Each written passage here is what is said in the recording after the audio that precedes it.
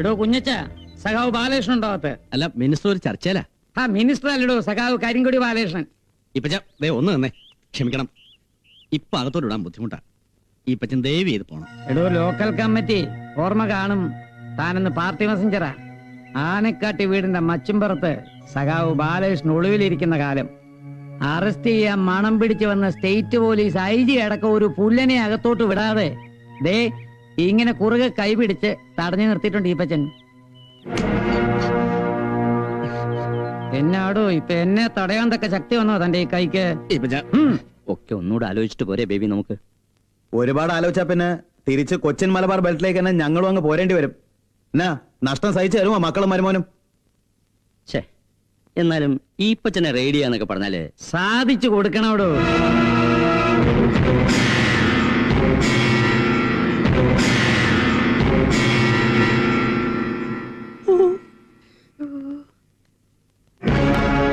എന്താടോ മുണ്ട് നനഞ്ഞു പോയോ മന്ത്രിക്ക്? അല്ല, ഈ പച്ചനോട് എങ്ങനെ ഊഹിച്ചു ഞാനിവിടെ ഉണ്ടെന്ന്? എടോ ബാലകൃഷ്ണ, പ്രത്യേകിച്ച് സർക്കാർ പരിപാടി ഒന്നുമില്ലാതെ വെറുതെ ഇവിടം വരെ വന്ന തന്റെ ഈ വെണ്ണ പോലുള്ള തടിയിന്ന് പൊതുദർശനത്തിന് വെക്കണമെങ്കില് എനിക്കറിയാം ഇവിടെ ആയിരിക്കുമെന്ന്. ദൈവന്മാരുടെ നടുവില് അത് ഊഹിക്കാനായിട്ട് കമ്മ്യൂണിസ്റ്റ് മാനിഫെസ്റ്റോയും ദാസ് ക്യാപിറ്റലും ഒന്നും പഠിക്കണ്ടടോ.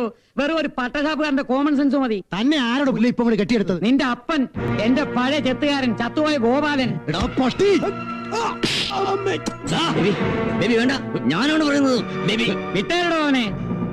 ബേബി പറയുന്ന കേൾക്കാൻ. ഇന്നേ വരെ ചെയ്തൊക്കെ മറക്കാനും പൊറുക്കാനും തയ്യാറായവനായി ഈപ്പൻ. പക്ഷേ ഇപ്പോഴും നിന്റെയൊക്കെ മനസ്സിൽ ഒന്നേ ബാക്കിയുള്ളൂ, ചതി. ഇനി 3 ദിവസം ഞാൻ തരും. അതിന്റെ ഉള്ളില് കളിപ്പിച്ചെടുത്ത മുഴുവൻ കെട്ടിപ്പെറുക്കി എന്റെ കാച്ചോട്ടി കൊണ്ട് വെച്ചോണം. ഇല്ലെങ്കില് പിന്നെ കുന്നയിലും കടയാടിയിലും ഒന്നും ആണായിട്ടൊരുത്തനും ബാക്കി കാണുകയല്ല ഇങ്ങനെ നേർന്നു നിൽക്കാൻ.